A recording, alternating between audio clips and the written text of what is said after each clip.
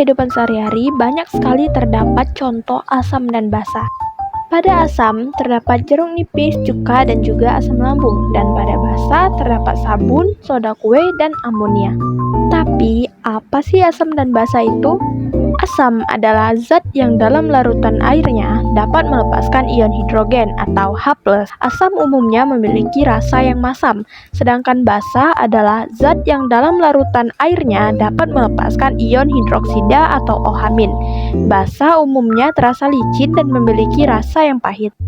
Jadi, asam sendiri itu memiliki beberapa sifat yang khas yang membedakannya dari basa.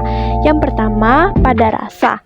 Asam umumnya memiliki rasa yang masam, contohnya seperti jeruk nipis, cuka, dan juga asam jawa. Yang kedua yaitu perubahan warna pada lakmus. Jadi, kertas lakmus biru akan berubah menjadi merah jika dicelupkan ke dalam larutan asam. Dan yang ketiga, bereaksi dengan logam.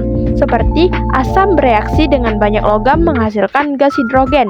Contohnya, asam klorida bereaksi dengan seng menghasilkan gas hidrogen dan seng klorida. Sama seperti asam, basa juga memiliki sifat-sifat yang khas loh yang membedakannya. Yang pertama pada rasa. Biasanya, basa umumnya terasa pahit dan licin saat disentuh.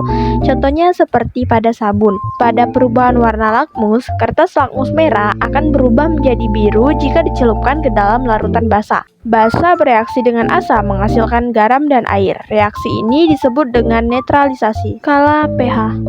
pH adalah derajat keasaman digunakan untuk menyatakan tingkat keasaman atau kebasahan yang dimiliki oleh suatu larutan. Nah, yang dimaksud keasaman di sini adalah konsentrasi ion hidrogen atau H+ dalam pelarut air. Pada gambar adalah skala pH yang berkisar antara 0 sampai 14. Pada pH 7 yaitu netral, contohnya air murni. Sebelah kiri adalah pH kurang dari 7, yang dimana asam. Semakin kecil nilai pH, semakin kuat asamnya. Sedangkan pada bagian sebelah kanan itu adalah alkali. Jadi, alkali adalah basa yang larut dalam air.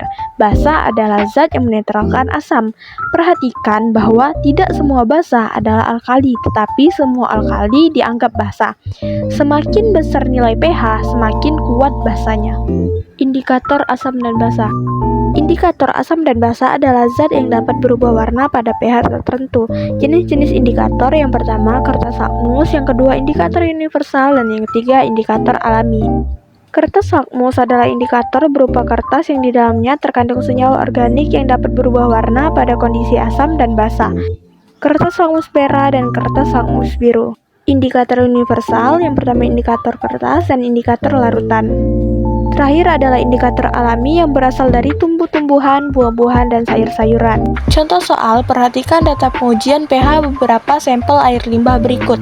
Air limbah yang tercemar asam adalah, jadi pada asam pH-nya yaitu lebih kecil dari 7, yang dimana pada tabel terdapat pada Q 5,5 dan T 4,7. Jadi jawabannya adalah B.